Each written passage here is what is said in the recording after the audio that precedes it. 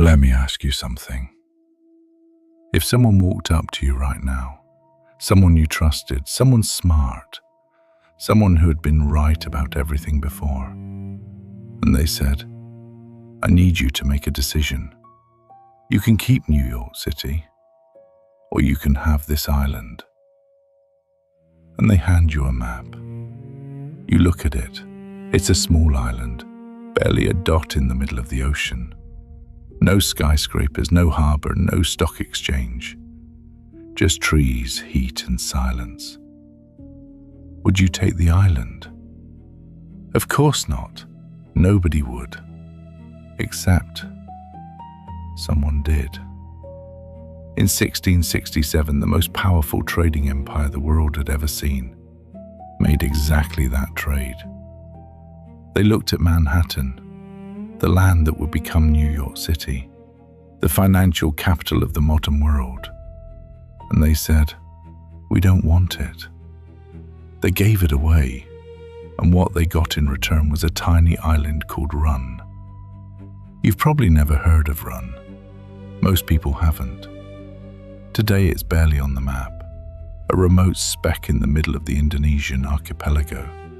Population a few hundred, no airport, no economy to speak of. But in 1667, the men who made that trade weren't fools. They were the sharpest business minds of their era. They controlled governments. They commanded private armies. They had built the first corporation in human history, a machine so powerful, so perfectly engineered, that it made kings look small. And they chose Run over Manhattan. This is the story of why. And I promise you, by the time we're done, you won't just understand what happened 400 years ago.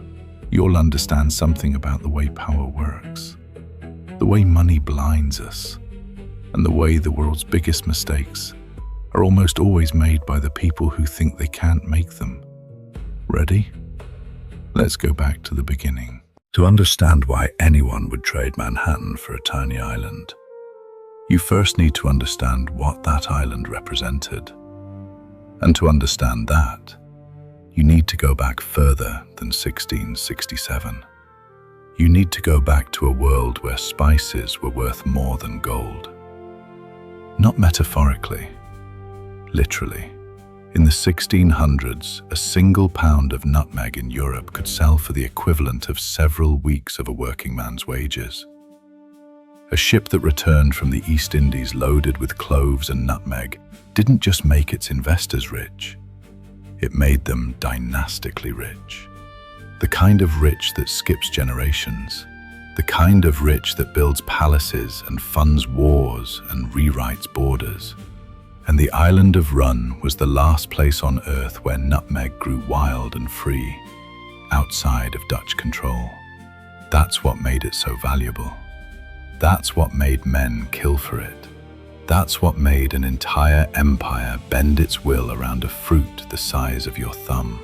But let me back up even further.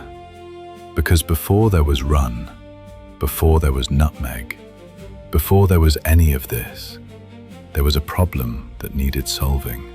And the solution to that problem changed everything we know about money, markets, and power. It's 1580. Spain has just absorbed Portugal in what historians call the Iberian Union. Two of the most powerful empires in the world, now moving as one. Think about what that means for a small, flat, perpetually wet country like the Netherlands. The Dutch had been trading with Lisbon for decades, buying spices that Portuguese ships had carried from Asia, then reselling them across northern Europe. It was a good business, a comfortable business, the kind of business you don't think about too hard because it keeps working, until it doesn't. When Spain took over Portugal, they looked at the Dutch, who were already fighting for their independence against Spanish rule, and they made a decision. No more spices for you. The ports closed, the supply chain died, and the Dutch were left staring at an empty shelf where their entire economic model used to sit. Most countries would have negotiated. Most countries would have waited. Most countries would have found another way to survive inside the existing system. The Dutch built a new system. In 1595, a merchant named Cornelis de Houtman led the first Dutch expedition directly to Asia. 4 ships, 249 men, a route nobody in Amsterdam had sailed before. They were gone for 2 years and 4 months. When they came back, only 87 men were still alive. By almost any measure, it was a disaster. The expedition lost money, it lost men. It returned with barely enough spices to cover its costs. But it proved one thing: the route was possible. And in the world of early capitalism, possibility is everything. Within 3 years, dozens of competing Dutch companies were sending ships to Asia. They undercut each other on prices. They fought over the same ports. They drove up purchase costs in the east and collapsed sale prices in the west. They were destroying each other, and Spain was watching, patient and amused. That's when Johan van Oldenbarnevelt stepped in. You've probably never heard that name either, and that's part of the tragedy of this story. The man who built the architecture of modern capitalism died with his name almost entirely forgotten. Van Oldenbarnevelt was the Grand Pensionary of Holland. Think of him as the most powerful political strategist in the Dutch Republic.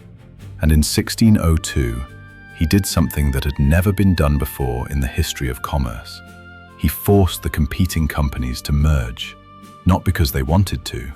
They didn't. These were proud, territorial, fiercely independent merchant families who had been rivals for years.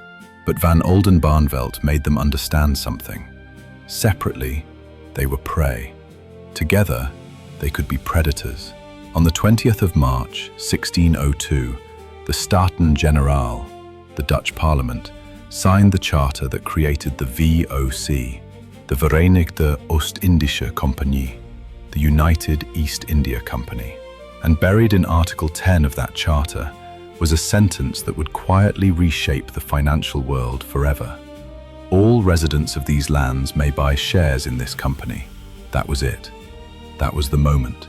For the first time in human history, a company was offering ordinary people the chance to own a piece of a global enterprise.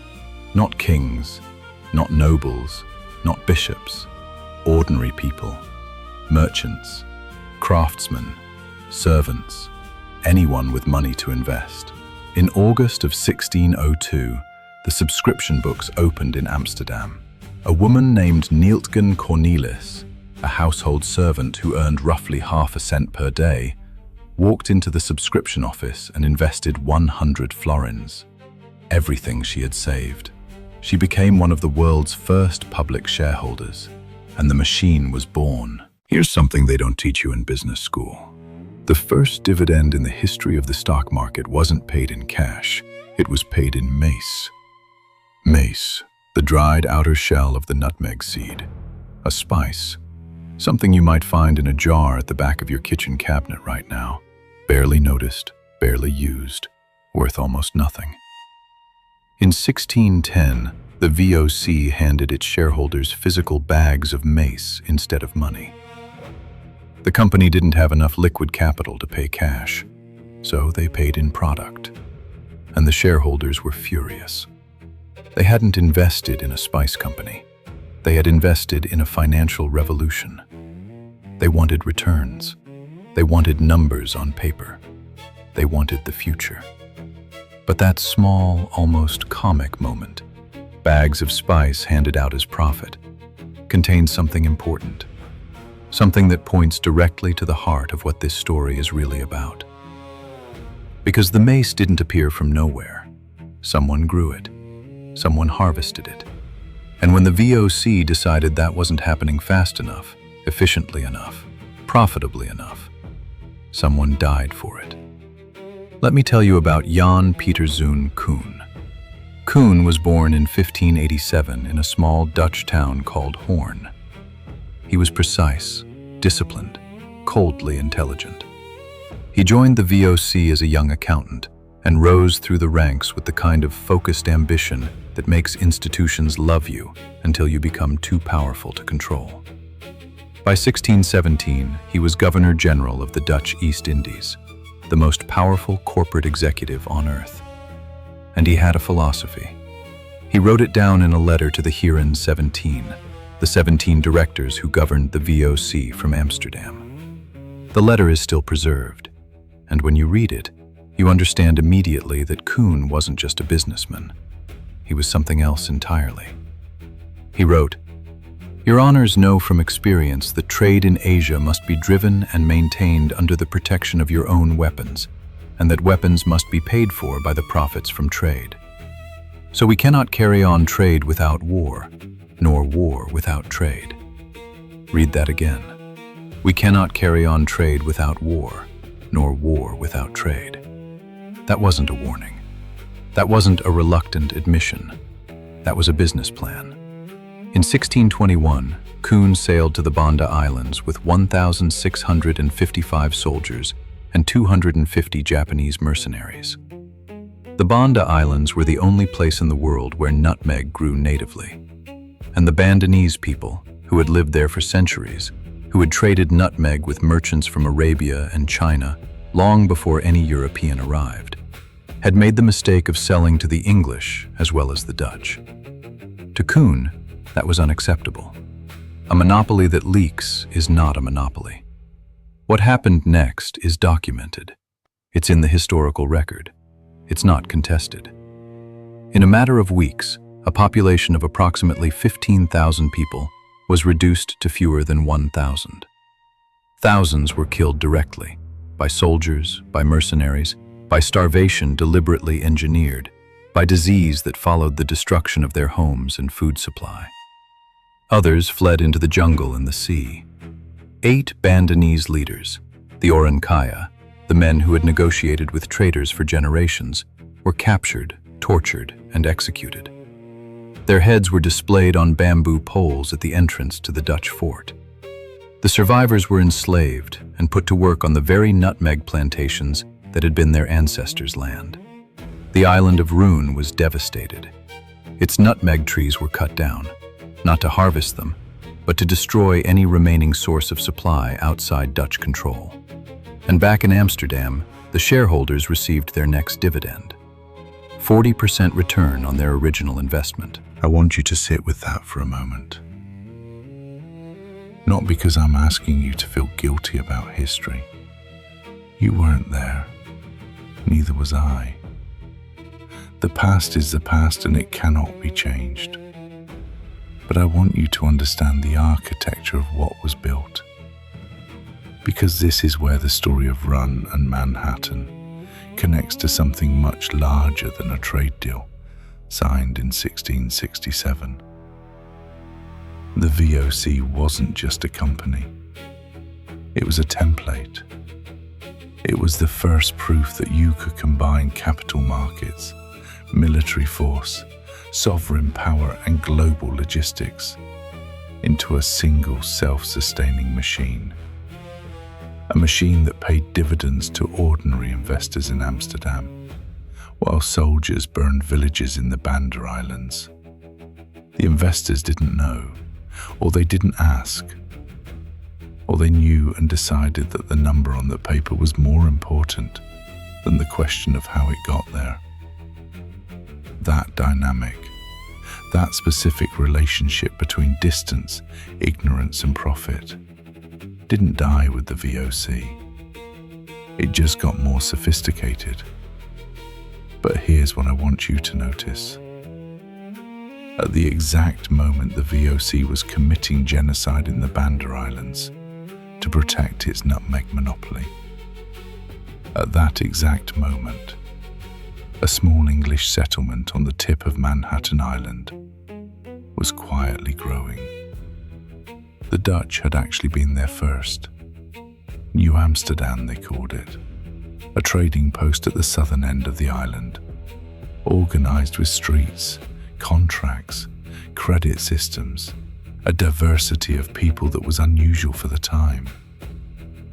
In 1664, the English took it. They didn't destroy what the Dutch had built. They kept the financial habits, the legal customs, the commercial structures, because they worked. They renamed it New York, and somewhere in a council room in The Hague, a group of Dutch directors looked at the loss of Manhattan and decided, correctly, by the logic of their moment, that it didn't matter. They had run. They had the nutmeg monopoly. They had the most sophisticated financial machine in human history, fed by blood and spice, and the labor of enslaved people in the tropics. What could possibly go wrong? Everything the VOC built was real. The ships were real. The armies were real. The dividends were real. The financial innovations that still govern the way money moves today, real. All of it. But there was one thing the VOC never learned to do, and that one thing is what destroyed it. The VOC never learned to be wrong. Not structurally wrong. Not the kind of wrong that you admit in a meeting and correct before lunch. I mean the deeper kind of wrong. The kind that lives inside your assumptions so quietly, for so long, that by the time it surfaces, it has already eaten through the foundation. The assumption was simple. Nutmeg would always be valuable. The monopoly would always hold. The machine that had worked for a century would keep working because it had always worked. Because they had built it. Because they knew things other people didn't know. Because they were the VOC. And that belief, that specific, quiet, institutional arrogance, is what handed Manhattan to the English without a second thought. Let me take you back to 1667. The Second Anglo-Dutch War has just ended. Both sides are exhausted. The peace negotiations are happening in the Dutch city of Breda, and the terms are simple. Each side keeps what it has. The English have Manhattan. They took it in 1664, almost without a fight. The Dutch governor, Peter Stuyvesant, wanted to resist, but his own citizens refused to defend the city. Not because they were cowards, because the VOC had never really invested in the place.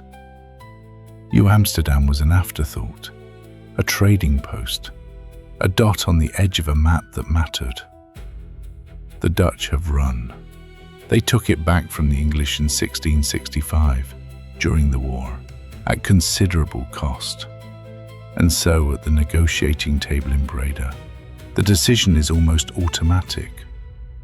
Keep run, give up Manhattan. The nutmeg monopoly was generating returns that modern hedge funds would envy. The Banda Islands produce the only legal nutmeg in the world. Every kitchen in Europe that wanted nutmeg had to buy it from the VOC. Every merchant, every cook, every apothecary. Because in the 1600s, nutmeg wasn't just a spice. It was medicine. It was status. It was a kind of thing wealthy families kept locked in small silver boxes, called graters, carried on their persons, displayed at dinner tables to signal that they had arrived. Manhattan, by contrast, was producing fur, timber, some agricultural trade. The math wasn't close. Run won, Manhattan lost. And the men who made that decision were not stupid. That's the part that keeps pulling me back to this story. They were not stupid. They were operating with the best information available to them, using the most sophisticated analytical tools of their era.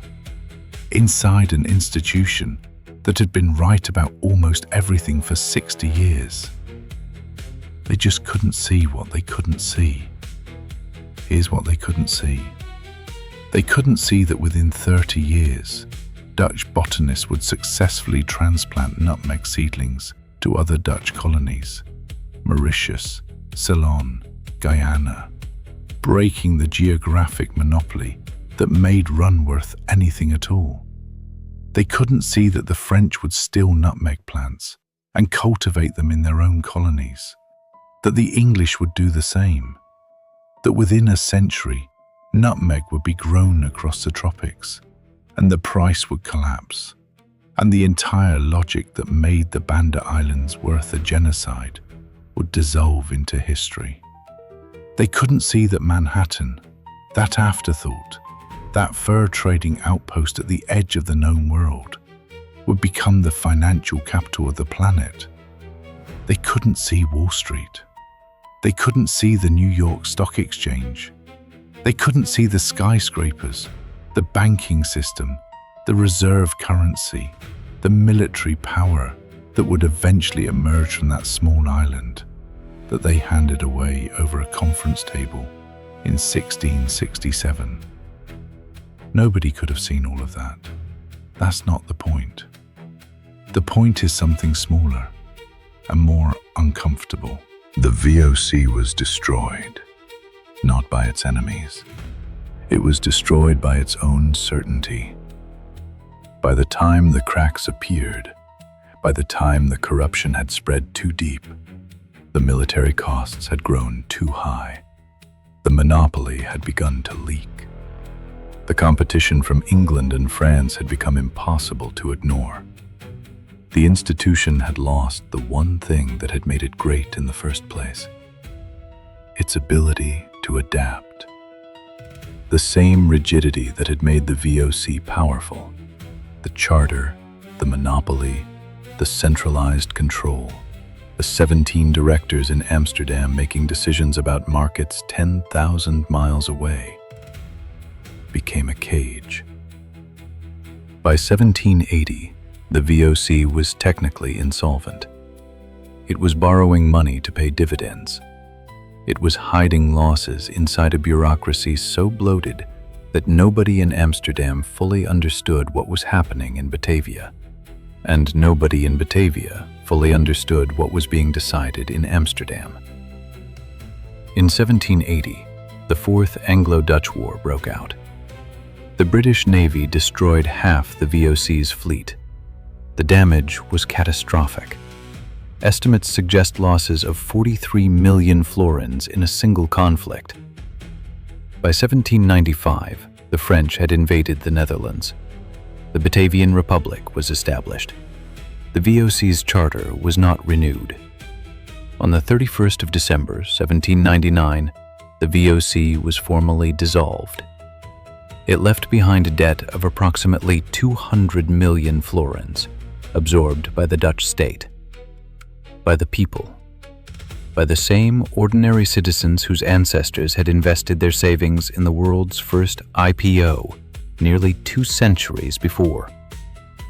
And Run today has a population of a few hundred people. There is no airport. There is no port large enough for a modern cargo ship. There is some tourism, a handful of visitors each year who come to see the nutmeg trees, still growing, still fragrant, still producing fruit that nobody is fighting over anymore. The last time I checked, you could rent a basic room on Run for less than $20 a night. Manhattan's average apartment costs over $1 million to buy. If you've stayed with me this far, and I mean really stayed, not just playing this in the background while you scroll, then I want to take a second to say something directly. This channel exists because I believe that the stories that actually explain the world are almost never the ones that get told. The names we remember, the companies we celebrate, the decisions we call genius in retrospect, they're almost always the surface of something deeper, something older, something that connects the past to the present in ways that most people never stop to examine. If that's the kind of thing you want more of, I'd like to invite you to subscribe. Not because of an algorithm, not because of a number, but because the next story we tell might be the one that changes how you see something you thought you already understood. Hit subscribe, turn on notifications if you want to, and let's keep going. Because here's what I haven't told you yet. The VOC died, but what it built didn't. The financial innovations, the shares, the stock exchange, the limited liability, the derivatives market, They didn't disappear when the charter expired on the 31st of December, 1799. They migrated. First to London, carried by William of Orange when he took the English throne in 1688, a man shaped by Dutch finance, surrounded by Dutch financiers who reformed the English monetary system using Dutch blueprints. The Bank of England, founded in 1694, government bonds, public credit, a stock market that could fund wars and empires without raising taxes. Then to New York, the same New York that used to be New Amsterdam, the same island the Dutch gave away. The Dutch financial DNA, the habits, the legal structures, the commercial customs that Peter Stuyvesant's citizens had built into the streets of their small trading post, survived the English takeover. It blended with British practice. And when the United States emerged from its revolution and began building its own financial system, it inherited something from both. Wall Street gets its name from a wall, a real wall, built in 1653 by order of Peter Stuyvesant, constructed partly by enslaved Africans, designed to protect New Amsterdam from an English attack from the north. The wall was torn down in 1699. The street remained.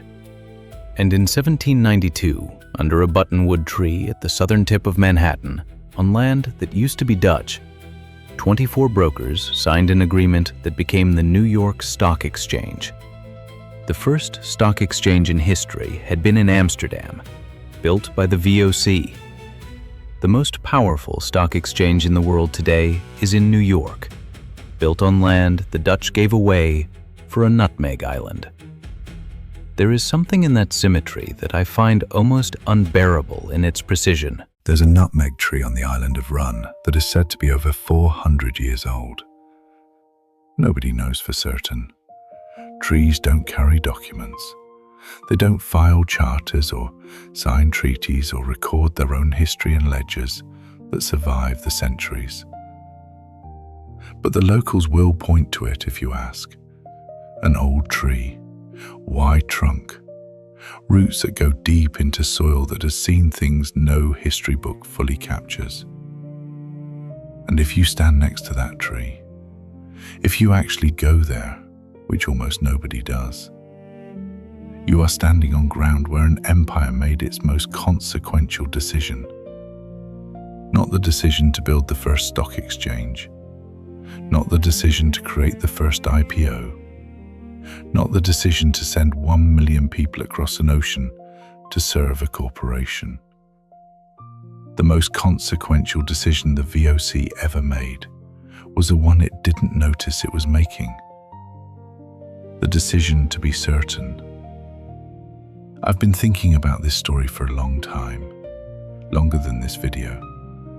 And the thing that stays with me, the thing I can't quite put down, isn't the scale of it. It's not the valuation. It's not the 1 million people who sailed and never came back. It's not even the blood that paid for those dividends. What stays with me is something quieter.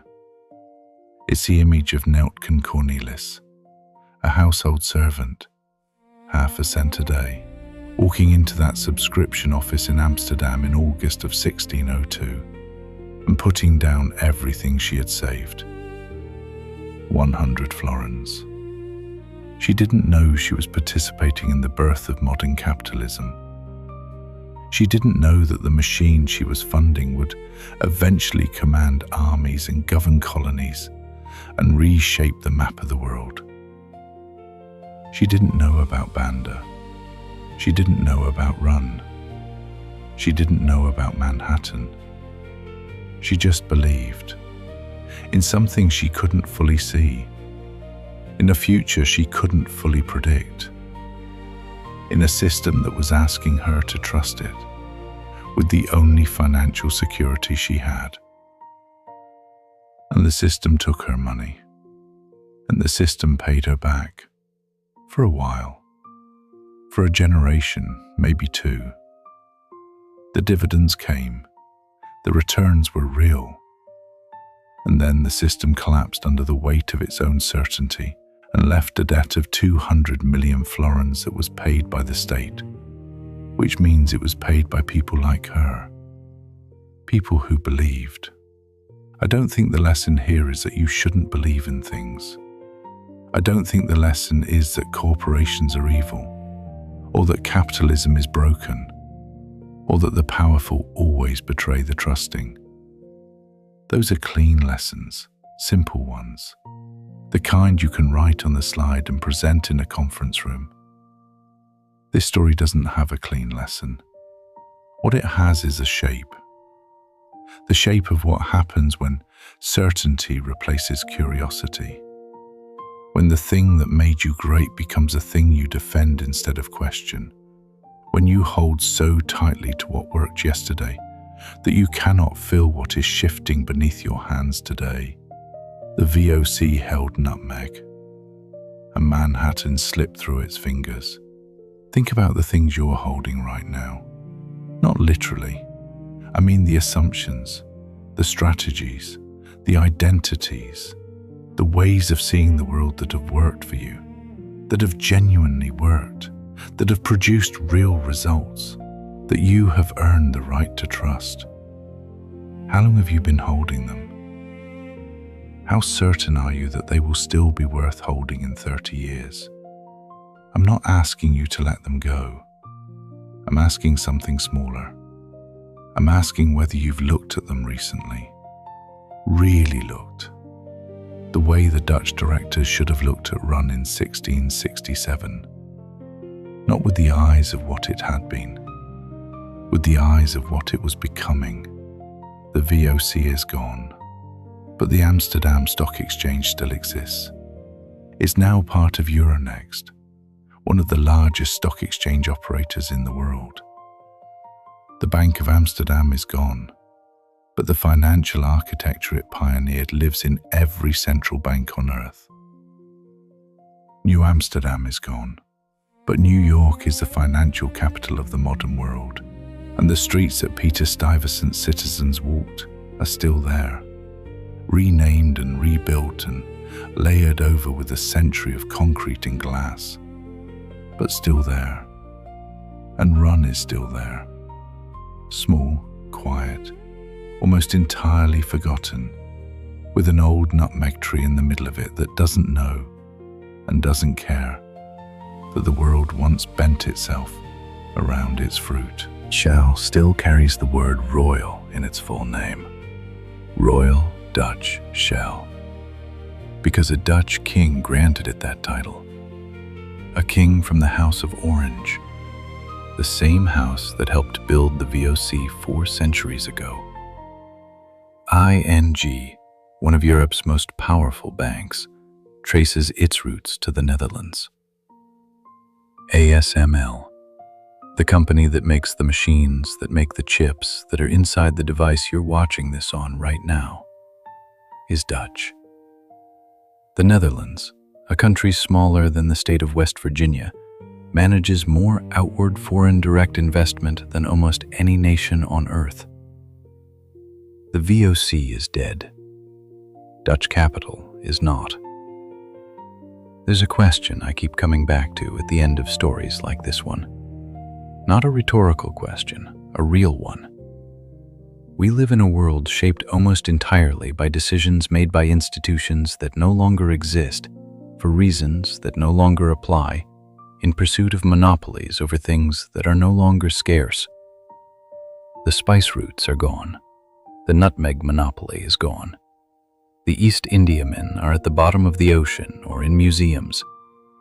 But the financial architecture they built, the architecture of capital markets, of corporate power, of the separation between the people who make decisions and the people who bear the consequences of those decisions, that architecture is still standing, still running, still paying dividends to some people, still leaving debts for others. And somewhere on a small island in Indonesia, a 400-year-old nutmeg tree is still producing fruit. Nobody is fighting over it anymore, but the systems built to fight over it, those are still very much alive. So I want to leave you with one question. Not about the VOC, not about Run, not about Manhattan, about you. What are you certain about today? So certain that you stopped questioning it, that might look 400 years from now the way run looks to us. What is your nutmeg? Take your time with that one. It's not a question that answers itself quickly. If this story stayed with you, if something in it shifted something in you, even slightly, I want to ask you to do something before you leave. Share this with 5 people. Not because of an algorithm, not because it helps the channel, because these are the conversations that don't happen enough. The ones about power and money and history, and the quiet ways the past is still running underneath everything we think we built ourselves. If you haven't subscribed yet, now is the time. Not for me, for the next story. Because there are more of them, and every one of them will change the way you see something you thought you already understood. Leave a comment before you go. A real one, not a reaction, a thought. Tell me what surprised you in this story. Tell me what you're still thinking about. Tell me what empire, what family, what invisible system you want us to go after next. Because this channel is built on one belief, that the most important stories in the world are the ones hiding in plain sight. And we're just getting started. The tree on Run is still standing. It doesn't know what it cost, but we do.